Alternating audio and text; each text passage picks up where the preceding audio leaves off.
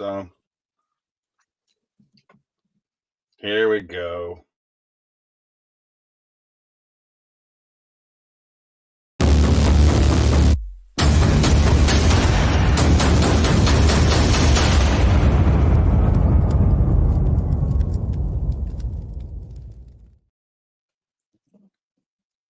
Welcome to the Chit Show. I just like saying that because there's a guy in Miami with a YouTube channel, and he says the Chit Show every time, so I think it's hilarious. I thought we were going to open up with a song. How's that song go? Here's the story of a lovely lady. That was for Billy. Billy, I was wondering who the lady was. He does have the least facial hair of the group, so Billy, dude. Ain't no Mary Ann's on this island, bro. I was gonna actually say trans testicle, but whatever.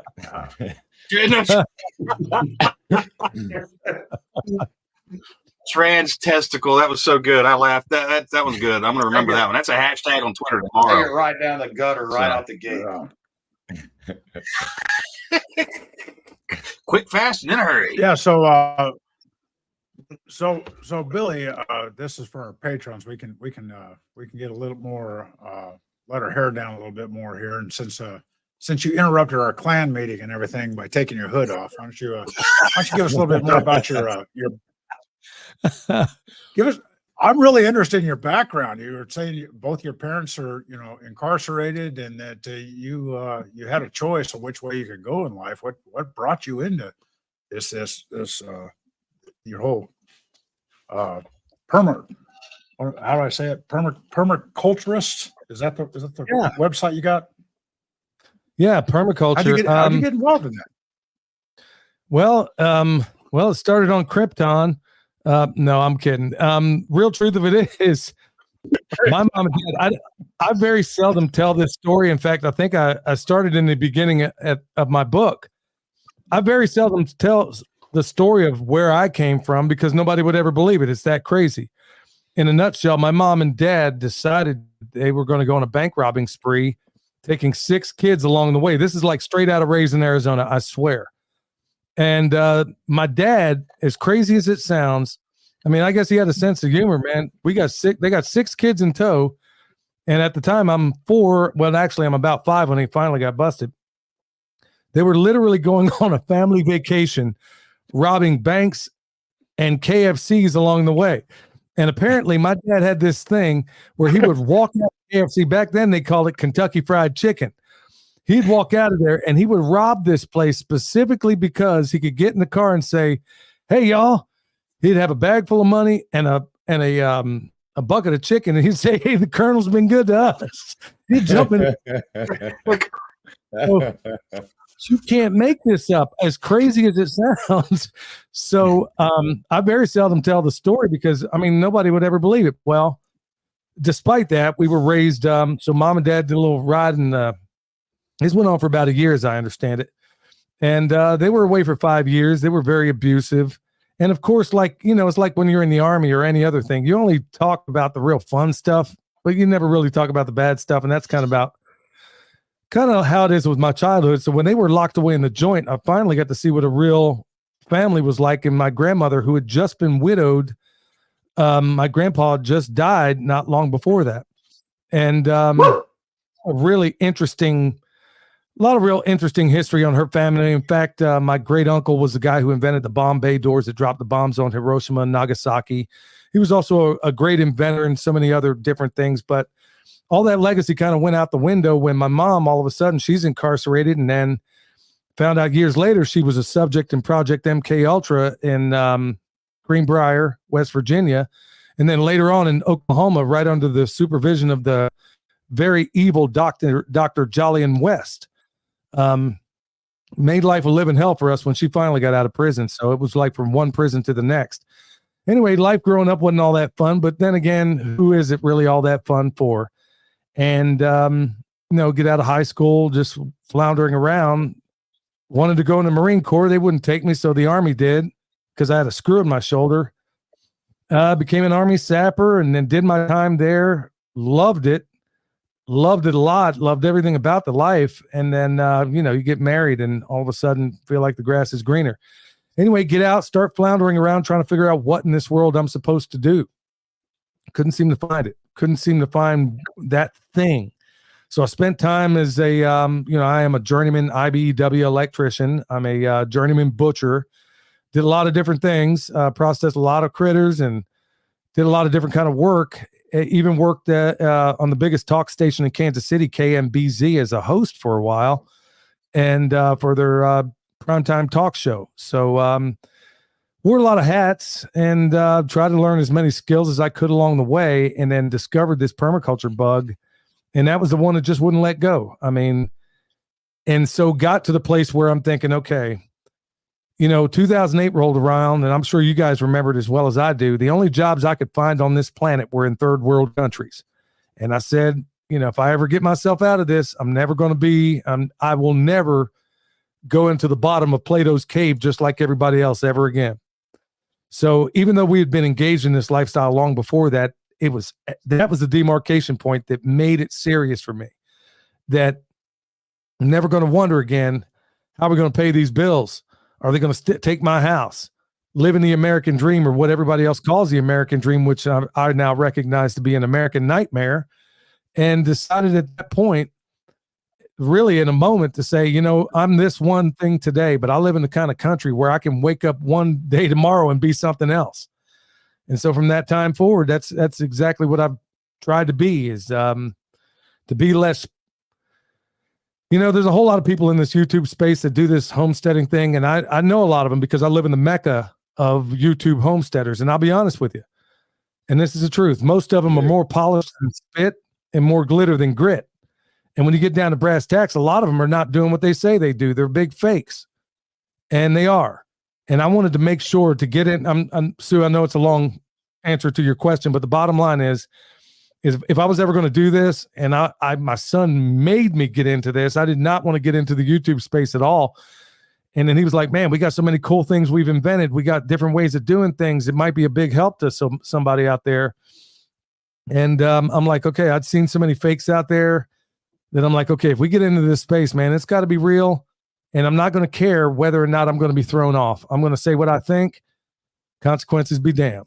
And sorry, bro. That's it. I mean, I know the long-winded answer, but yeah, who knew it was going to start on a bank robbing and a boat? No, it sounds like a movie. That's a movie. That's somebody's got to make a movie out of your life. That sounds fantastic. But just to shoot that one no, scene, I want to learn more. Of Dad jumping back in the car, just for that scene. The car's been good to us. That one scene would make a movie. There was a time where, there was one time he got this bank, and I was a little sprout at the time, but when certain things are pretty traumatic. When I remember I was like 6, I think, when they got busted, and I remember going in the tear gas. Okay, remember how you go in the tear gas thing in the Army? Okay, when I went in there, Yep. You know how it smells very evocative. They take you back to a certain time, place, whatever. I'd never smelled tear gas, and it immediately took me back to when I was 6 years old when we got busted, and of course they shot the tear gas and the whole 9 yards. As soon as I smelled that years later, man, it took me right back to when I was 6 years old. And the last image I remember seeing is my mom looking back in the cop car, tears coming out of her eyes. Of course, they had it coming. I mean, armed robbery is a problem. So, yeah, that was the last image. But in all this, man, I don't think I lost any of myself. I mean, it was a messed up when they got out of the prison. Of course, when your mom has been, her brain's been rattled by Dr. Jolly and West himself. If you don't know who that is, I mean, he was basically Timothy McVeigh's guy. He was the same guy that looked after Jack Ruby. He was Mr. MK Ultra himself. I mean, he was one of the big movers and shakers. And of course, years later, we didn't know the full extent of what he did. But yeah, my mom had her brain rattled by this guy. And she made our life a living hell growing up. I mean, it really was. It was a living hell. For your own mom to say some pretty unthinkable things like, man, I wish you were never born, or, hey, mom, what's wrong? Well, the fact that I didn't have an abortion, things that I now know were not, she wasn't of her sound mind. Her mind had been screwed up through MK Ultra. And, she's one of the many, I guess she's actually one of the lucky ones when you stop to consider the ghastly things they did to so many people that didn't get out of the program. Yeah. Wow. Well, I just had a lease, that's an intense review. childhood for sure. Yeah, it is. But I'd like to learn more about how you set your places up, because, like Emery was telling you, I've got some cattle and chickens, and I leased 10 acres from my neighbor, and it was an agreement between the old man and I did the same thing you did. This pasture was overgrown and everything, and I told the man, he's in his 80s. I said, I'll fix this place up if you lease it to me, and I'll put, I put the material and the labor into making a pasture out of it again, put a fence around it and stuff like that. Well, his daughter got a hold of it, and she said, okay, time for the lease review.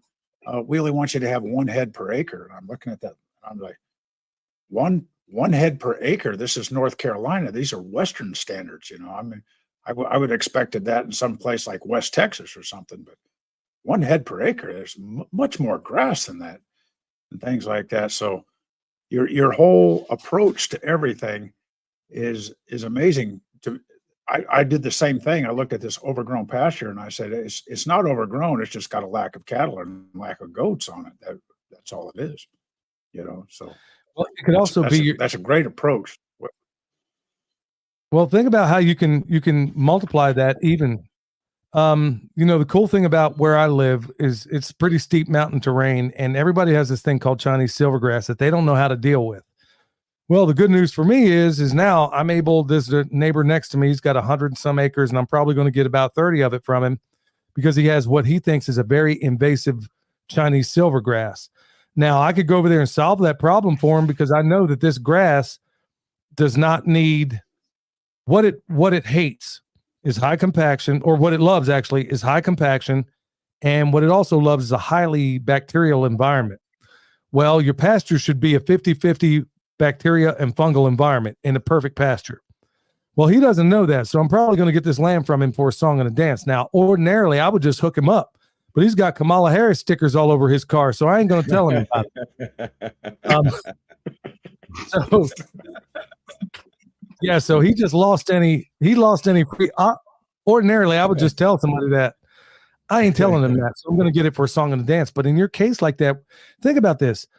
Whenever you see a briar, thorn, thistle, anything with thorns on it, it's a 100% guarantee that the ground that it's on is jacked up from the feet up.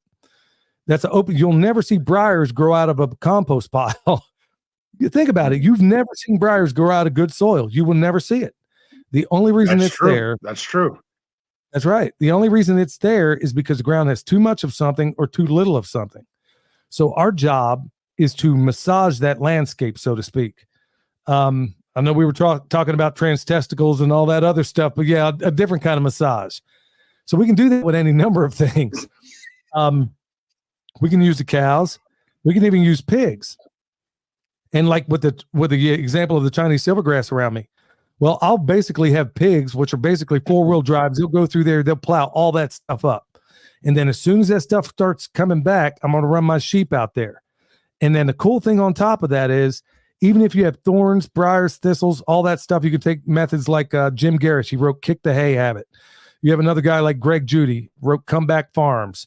I'm a student of his, where all you have to do is basically, even in the worst kind of pasture, if you just put down hay, just bring in hay, good hay. It doesn't even have to be that good. You put that carbon down, let the animals eat a little bit of it, poop on it, trample it. You will be shocked at what happens in a single season.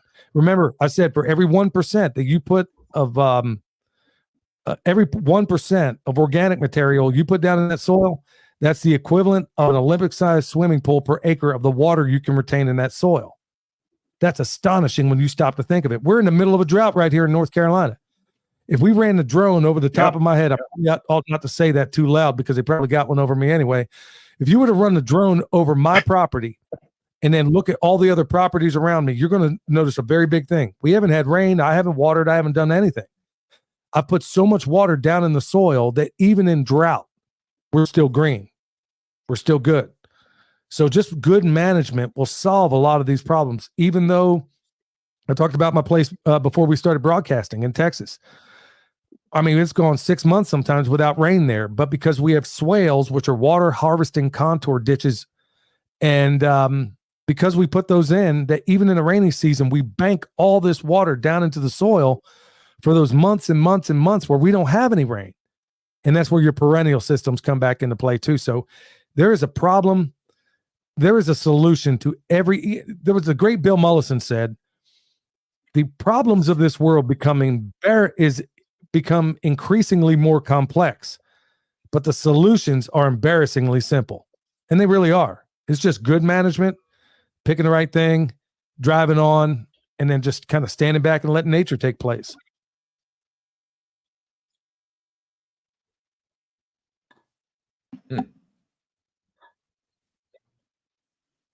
Well, Yeah, like you said Go ahead, earlier, Angery, just tell us mimicking about- what nature does on our own is the best thing, the best way to pursue this. Just mimicking what she's already doing. What were you going to say, Sue? Sue, I think I was going to me. ask Angery to tell No, us about. Go ahead. Go ahead, Sue. No, I was going to ask No, you're Angery to tell good. us about Masada and how they got all the water to go down the side of a mountain into cisterns and everything, and how they held off the 10th Roman Legion for over a year. But so I've been kind there. of a but I segue can't into say- what Angery wanted. It's kind of a segue what Angery wanted to talk about anyway.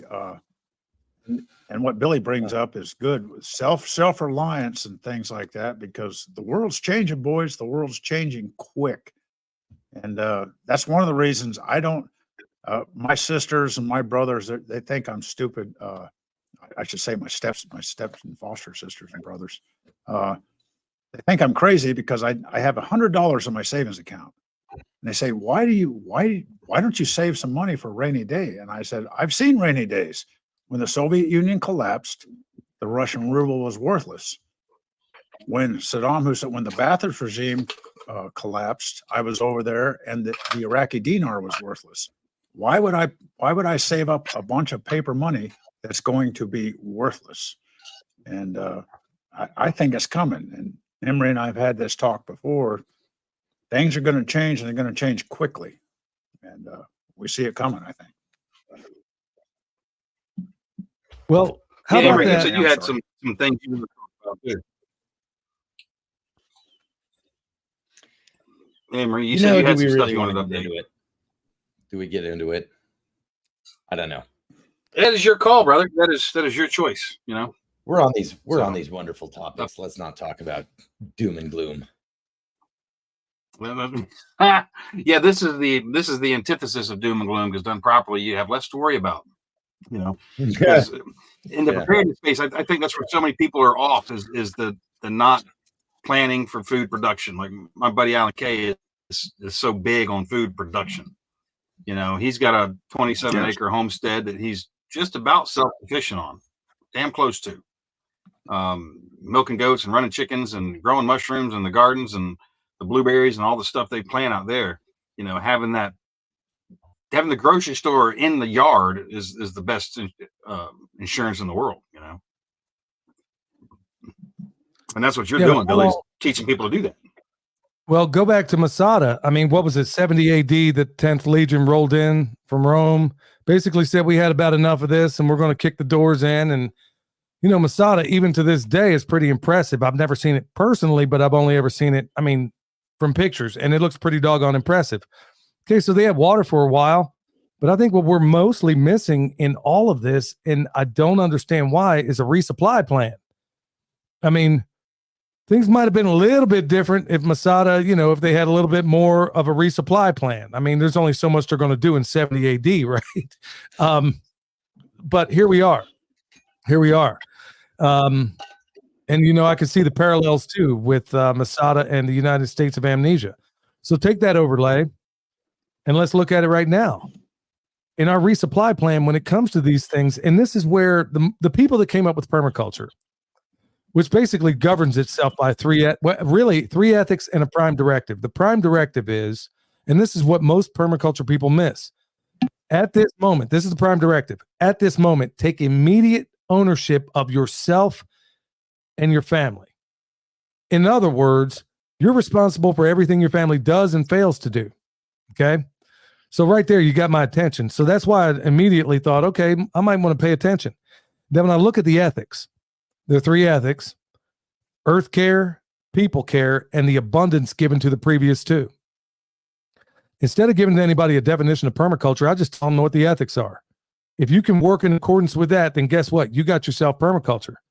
But where I think a lot of are missing it, because I think we can overlay homesteading, preparedness, and permaculture. I don't think there should be a distinction. And T, you and I talked about this, and this is what I was so impressed about your festival, is that for the first time ever, somebody said, hey, let's do a festival where we combine all this stuff. Until now, there's been these different enclaves of, okay, this is a homesteading festival. This, no. They should all be together because that's really the way it's designed. Well, what the inventors of permaculture didn't realize is that all of it's already baked in. The preparedness is baked in. It's just nobody's ever gone in to pull it out and say, well, how does this overlay with preparedness?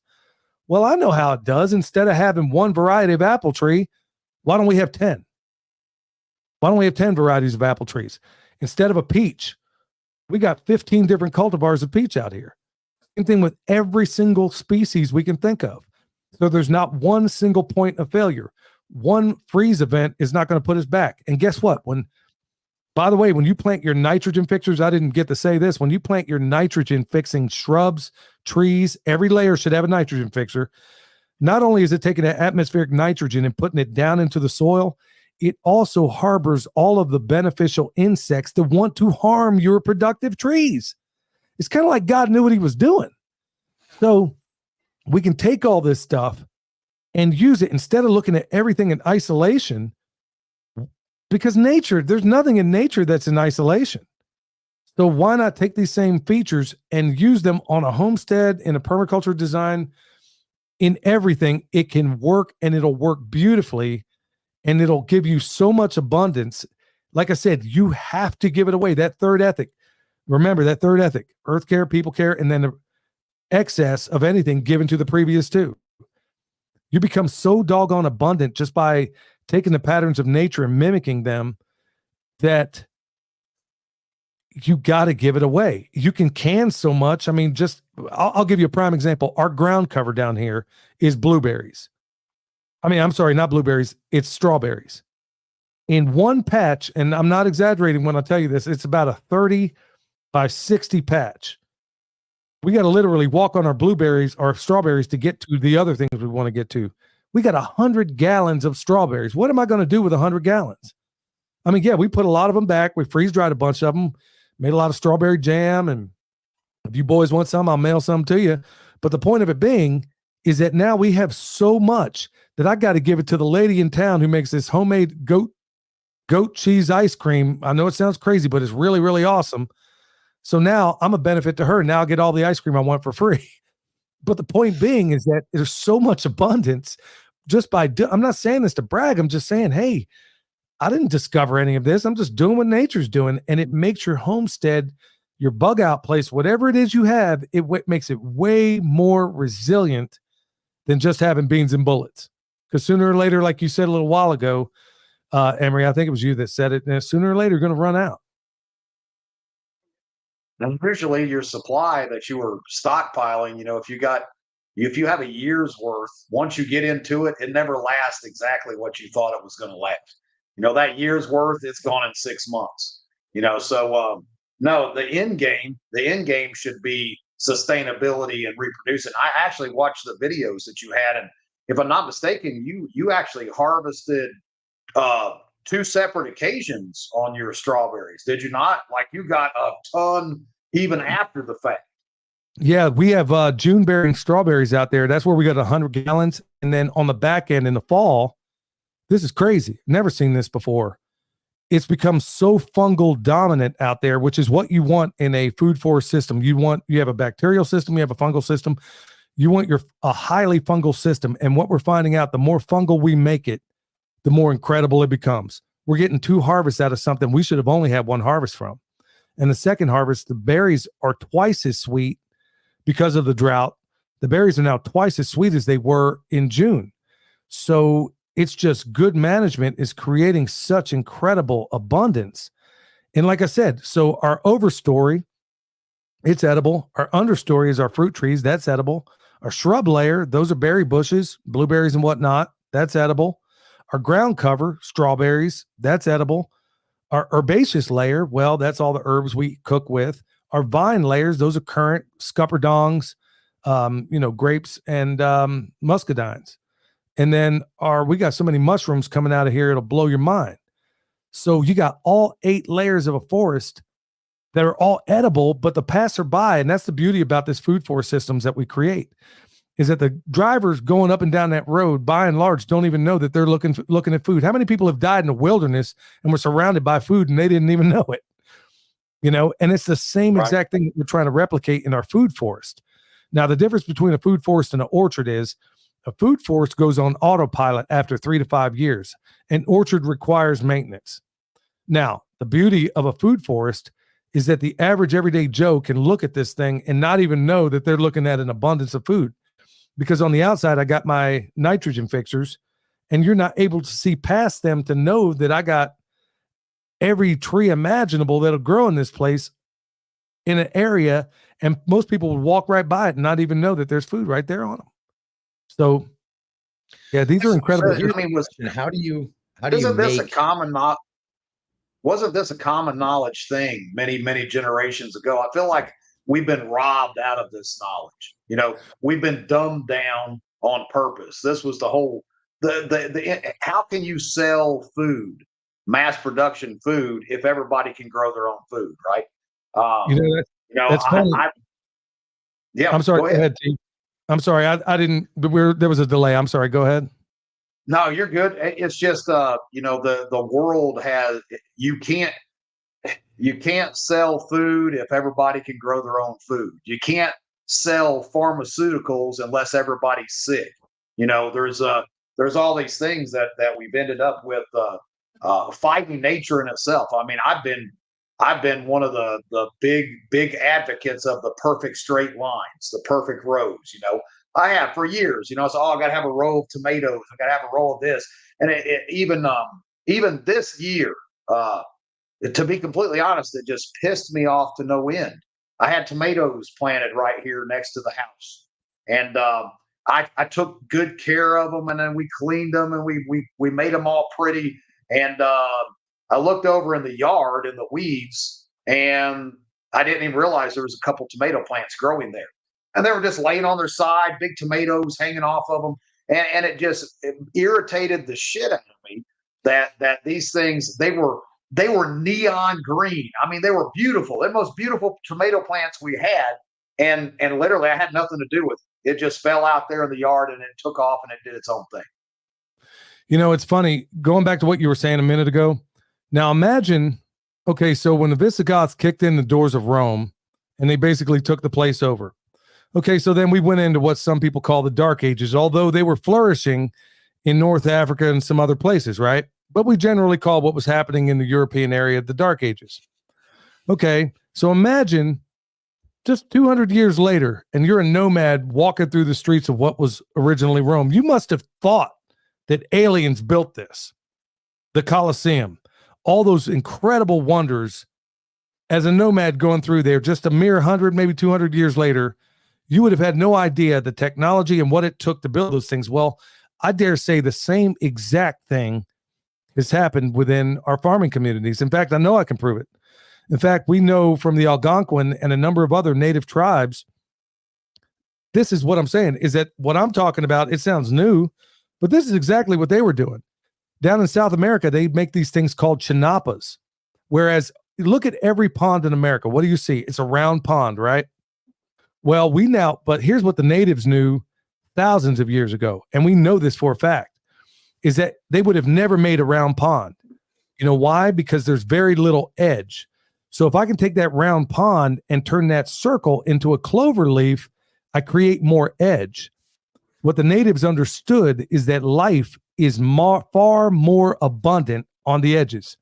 Where do deer travel? Where do deer travel? On the edges of two mediums. Look at your fence around your property. Where's the grass most robust? It's where your fence line meets. It's wherever two mediums collide. Where do all the leaves gather this time of year? Right on the side of the road, down in the ditch, right? That's where two mediums collide. This is what the ancients knew, and we had to rediscover. That's why they call it the Renaissance. Because when the classical age was done and Rome was gone, they went through this dark period, and then lo and behold, you got the Renaissance painters right out of Florence, Italy. What happened? Well, that's what a Renaissance is. It's called a rebirth. That's what permaculture is. It's a rediscovery of all these things that these natives knew, and they still know at certain enclaves in this planet. Like I said, instead of making a round pond, the natives would never do that. They would have made a pond with as many fingers on it because they knew they'd get more fish that way. They knew they'd get more crawdads that way. They knew with each little peninsula going out over the lake, they could put in a mulberry tree, and those mulberries would fall into the pond and feed the fish, which, by the way, is the same method we use. So these are not new techniques.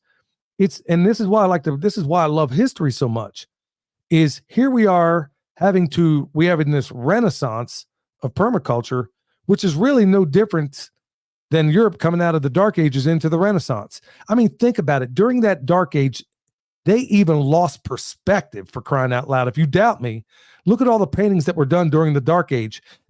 Look at the halos they drew around their heads. They were like this is like somebody's like a fifth grade. I mean, honestly, if you look at the artwork of that time and then compare it with the Renaissance, when they discovered perspective, it was so screwed up. During those Dark Ages, they lost perspective.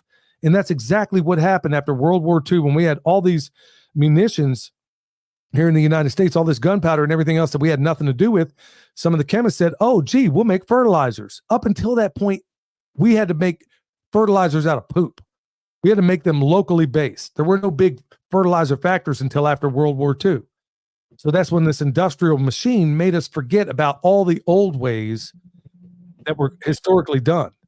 So yeah, that's exactly what permaculture is. It's a rediscovery. It's basically a renaissance of all these things, like the Three Sisters, planting corn along with your, oh shoot, I can't remember what tribe it was on the East Coast up north. Man, it escapes me right now. But they were the ones. We're now talking about the Three Sisters, or sometimes Four Sisters, where you grow corn, you grow beans up the corn stalk, and then you grow squash out and it covers the ground. Okay, we just rediscovered that over the last 20 years, only to find out that they were doing it for thousands of years.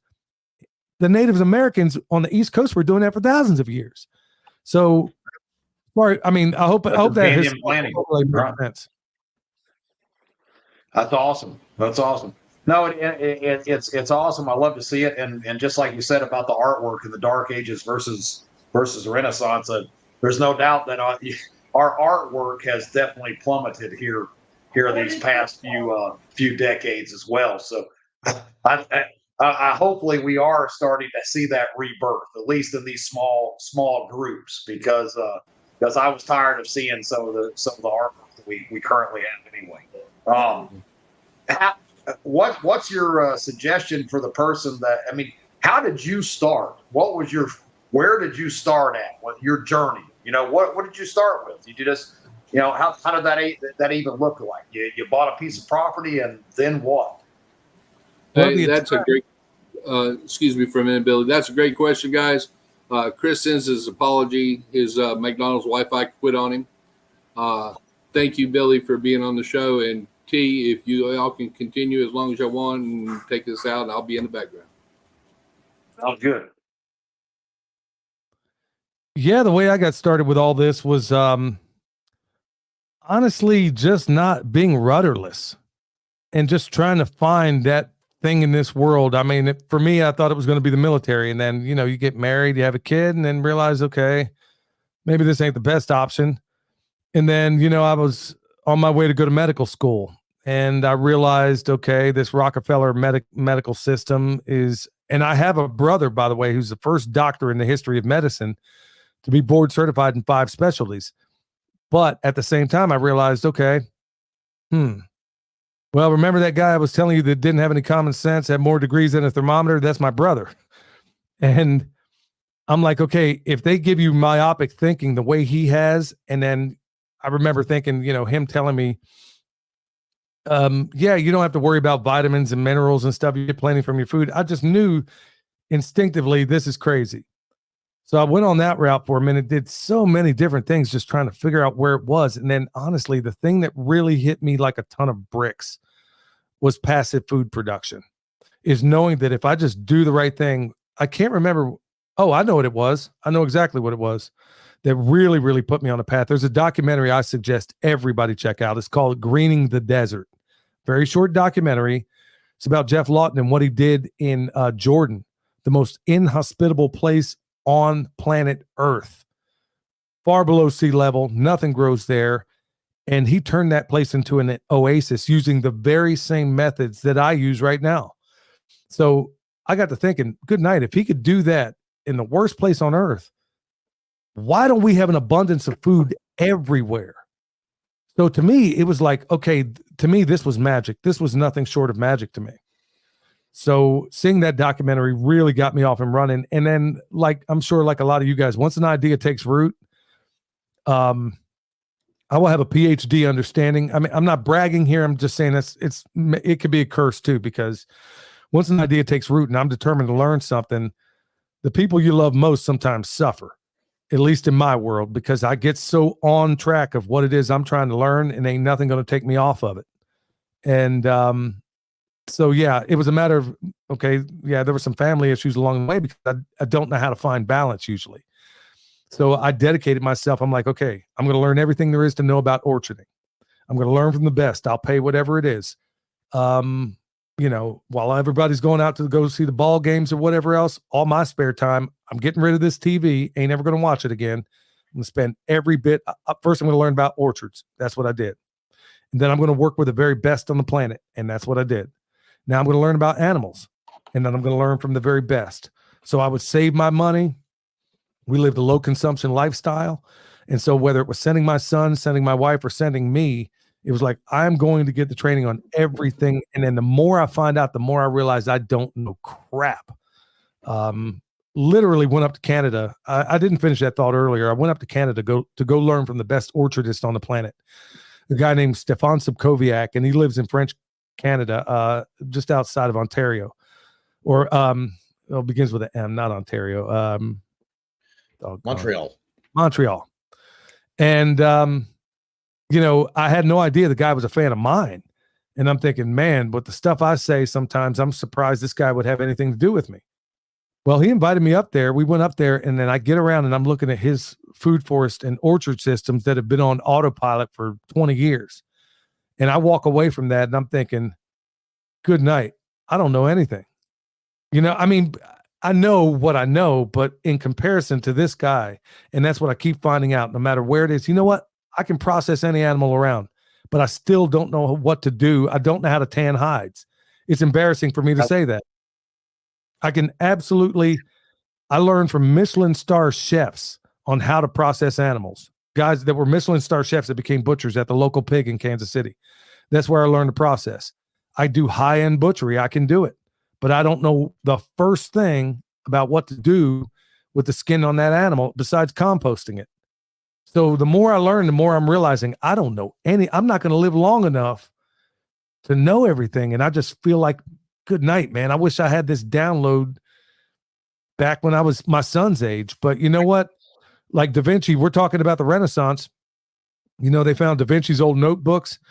And one of the quotes in there that I've always remembered, and he wrote, it's a poor sort of pupil that does not surpass his master. And I like to think that, the areas that I missed in my life, at least I like to believe that my son has them now. And that he's not only got all the knowledge that I poured into him, but now he's creating his own stuff, and he's wicked smart and he's wise beyond his years. So, the only worthwhile thing I'm ever going to leave on this planet ain't the trees. It ain't the animal systems. It's not the books I write. It's not any of that stuff. The only thing any of us are going to leave that's worthwhile is our families, is our progeny. 100%. Couldn't have said it better. You have a way with words, Billy. I got to tell you, man. You break it down for us dunces, like myself. You know how to break it down in those little minute areas to make even this thick skull understand. So nah, man, we can sit here and talk all night long. I know we don't have time for all that, and we all got to go to sleep and get up and work, but we definitely have to have you back on the show. And I'm really looking forward to May. And if we can, maybe we can get together before then, as far as that goes. Speaking of hides, we have Mel of the Mountains will be there doing a 3-day hide tanning class right before Mountain Readiness. So if you're interested, I'll make sure to get you a spot in on that. And she'll actually, you'll take a hide from start to finish, the whole thing, clean it up, scrape it, and it's brain tanning, so it'll be the whole brain tanning thing. If you're into that, let me know. I'll make sure that you get a spot there just so you can add that to your rapport. But no, it's been a pleasure, man. It's been a pleasure. What you guys want to throw anything on in here, Angery, Sue? I'm good. I'm just learning. I'm learning. I'm loving this. Great. Sue, shut up. I'm on mute, so I'll go back to mute. I'm learning Sue, too. shut up, he said. Well, no, that's great. That's great. Yeah. Billy, I think Billy needs to just write a whole book. I can't wait for his book. I agree with Billy that you need to get on that book. You need to get it finished. You need to put some of your life history in there too, because that really adds to everything that you say and do. That everything that you say and do, Billy. I mean, it sounds like you had a bad childhood, but there's a reason. There's a reason that you learned all the things you have, in your later years. And just like you said, I never wanted to be reliant on anybody. So you went out and learned it. And I think that's what we're trying to do, is tell people, hey, get a whole community together and be self-reliant. Well, that's where, I do. Let me just say this real quick. I know we got to get going here, but I want to say this to all the people that might, I don't know how many are in this chat, but it seems to me, from a historical standpoint, there's a whole lot of people that came from a way worse environment than I ever did. And they've done far more than I will ever achieve. And I just don't understand wallowing in self-pity forever and a day, talking about, okay, so, I got my oldest brother who's a doctor. One of my brothers played in the NFL for a while. And everybody that fell in between, outside of those, they're all seriously troubled. They carry this chip on their back, and so did I for the longest time. But good night, man. I mean, you can use that as energy to achieve things you never thought possible. And I think I'm only 52 years old, and I feel like I'm just getting started. That there's a whole gang of people out there that I can't, the ones that feel like they're marginalized, or let's say it's a lady whose husband ran off with a go-go dancer, or whatever the case may be. It could be any of those people anywhere in that continuum that are going to make excuses for the rest of their lives as to why they didn't do anything. But you know what? There's a guy out there. He's a fan of mine, and he writes to me all the time. He sent me one of the slickest chicken setups I've ever seen in my life. And then he sent me the video. You can go watch him right now. He's at Thunderstick Homestead. The dude is a paraplegic and the most pleasant human being you'll ever meet. A paraplegic, confined to that wheelchair his whole life, takes him 50 times longer to do anything than it would any one of us here. Give him where he is, and he's got a joy in his heart and a smile on his face. I don't care where I came from or whatever I did. At the end of the day, Bowen is out there doing it, and he ain't complaining. So where do I get off, or anybody else complaining, when this dude is literally paralyzed from like the middle of his chest down? And he's still getting it done, and he's still producing his own food. So I don't see how anybody has an excuse. Look, you can look, all of us are born a certain way, and we all got mine. I consider mine something of a comedy skit. I mean, how many guys can honestly say mom and dad went on a bank robbing spree and then turn back around and then make something of themselves? Not many people can say that. So I don't want to hear any excuses out there from all these people saying, well, I grew up in the hood. Look, I'm not trying to hear any of that. Go out there, put foot to butt, and do something. you still live in a country for now where you can literally wake up tomorrow and decide to be anything you want to be. Here, including a trans testicle. the fearless leader is returned. Trans testicle polar Except, bear. Yeah, I Who finally knows? got that. except hetero.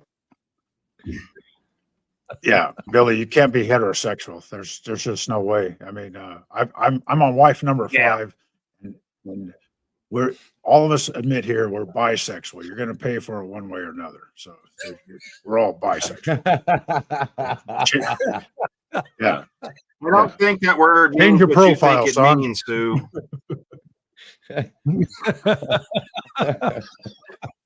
Sue, that's I new don't even for you, think that man. I'm word proud of you. means what you think it means.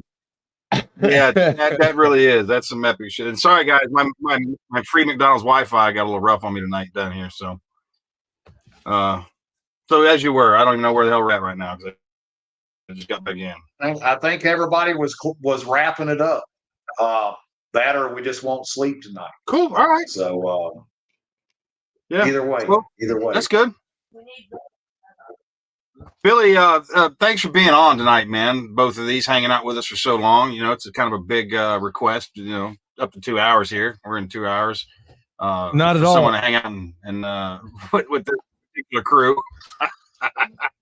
No, honestly, this was a joy. It really is. But we appreciate Thanks so much, because usually the people that want to interview me, they look at my content and they're like, I don't think I want to mess with this dude. Or it may be Homestead. Oh yeah. None of you guys are going to get any invites to Homesteaders of America. You can believe that.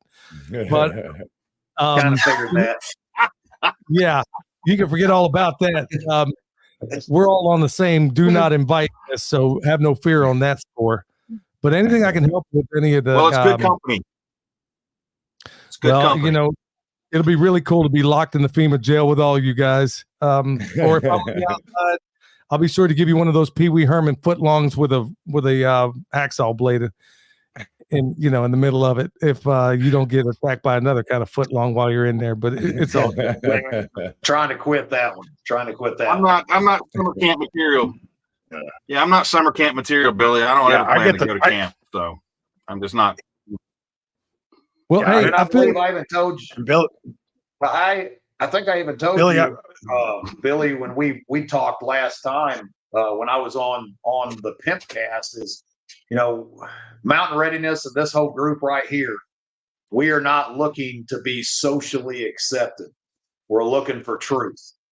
And the glitter and the gold and all that kind of crap that goes along with these platforms. Yeah, I get it. You got to have it to a degree. But our whole premise is bringing truth and real instruction to people. There's so much stuff out there that is just dangerous and detrimental that is on the internet. And that's what we're striving for. These awesome guys here and here will all be there in May as well. Sue and Emery and Carl Erickson, the tactical rifleman team, we're just going all ends of the spectrum. And that's what we're shooting for is truth. So having people like you who are homesteaders who aren't afraid to voice their opinions on other topics, that's a breath of fresh air as far as I'm concerned. Well, it's been a joy to honestly be on with you guys. Like I said, 9 times out of 10, when they find out what I'm talking about, they're like all jazzed up and everything. And then when they hear what I really got to say, they're like, I don't think we're going to air this one.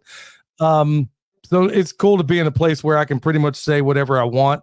Of course, I'm holding a few things back, but I'm a little disappointed that Emery didn't get into some of the cloak and dagger stuff. I thought he was going to. I'm like, man, I thought I was going to get a sit rep of when this is all jumping off, man. You got some information I need to know about? Yeah, maybe. Maybe. Yeah, no, I get into a lot of the stuff going on, and no cloak and dagger here. I'm just I'm just an idiot knuckle dragger, but there's been a lot of stuff going on that I've been kind of reporting, giving background on, right? Because everything going on in the world right now, and everybody's focused on Israel, Hamas, all that. And we can certainly do more talking about it, on the next show or whatever. But there's a lot of stuff going on. People read the news. Okay, well, this happened, that happened, and then they make up their mind which side they want to subscribe to. Okay. But, you know, people don't understand the background. People don't understand where things connect from. And there's a bunch of names over there of countries, and there's little brown people over here and little brown people over there. And that's kind of what goes through people's minds. So I've been trying to give people a little bit more clarity. But, you know, I figured I didn't really want to get into it this time because, you know, you were spouting out some really good stuff. And so yeah, but we can have that conversation. Well, I'll I'll have tell that you what, conversation with you anytime. Bro. next week we will, Emery, because Matthew Tate will be all on board to talk about that stuff. So we'll feel him out. He's got some cool stuff going on, but it's awesome to have guys like Billy and we've had great guests on here, you know, for the most part. We've only had one lawn dart. But it's refreshing to get people on here who aren't afraid to speak their minds, because once we start censoring ourselves, they're winning. It's like the whole, oh, it's time to bury your guns thing. I've always said it's when people start thinking that way, it's time to be digging them up, not burying them. So us not censoring ourselves, and sometimes there's a price to pay for that, but you know, so be it. You know, I'm going to say what I think, you know, because I'm allowed to do that because I exist. So, you know, that's what That's your show. So I want to say thanks to all the guys tonight. Speaking of all you guys, you know. Well, speaking of FEMA camps, number one, Billy, if we're ever in a FEMA camp together, I get the top bunk because at my age, I wet the bed. Right? Number two, have all you, we talk about things going on so quick. We know what's going on in Israel. We know what's going on with Hamas. We've heard for over almost 2 years now, Ukraine, everything's a distractor.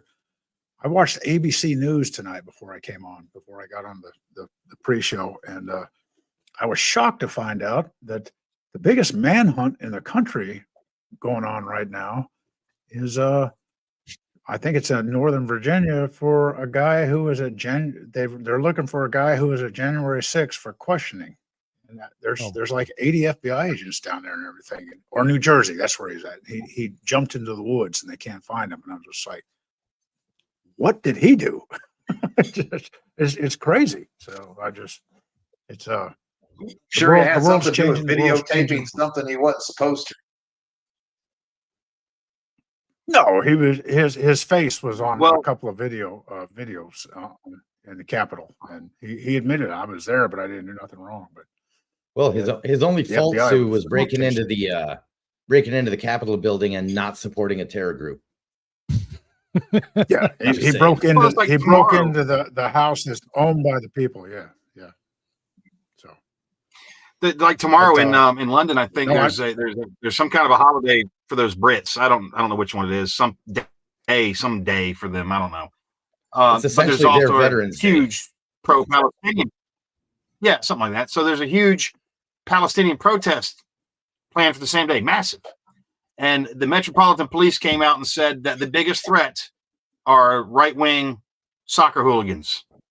That's the biggest threat, because a bunch of them are going to meet up with the Palestinian protesters tomorrow, and that ought to, you know, if you know anything about soccer hooligans, should be an interesting day. You might want to watch the news tomorrow.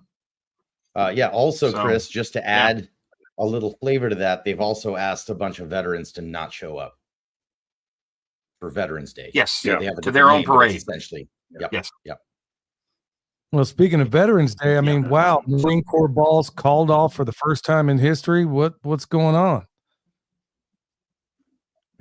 Well, that was only for CENTCOM. Only for CENTCOM. The rest of the Marine Corps is having their balls, but CENTCOM Marines are not allowed to attend. So they're going to have to stay in their racks and cry themselves to sleep with a box of Crayolas on the 10th, which is also my anniversary.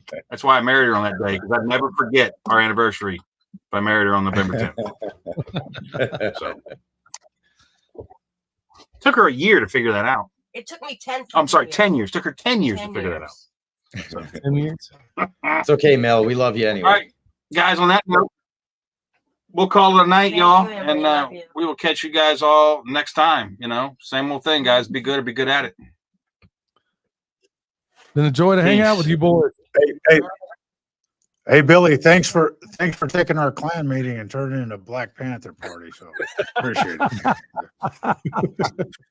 It was a joy. I ruined y'all's Black Panther party.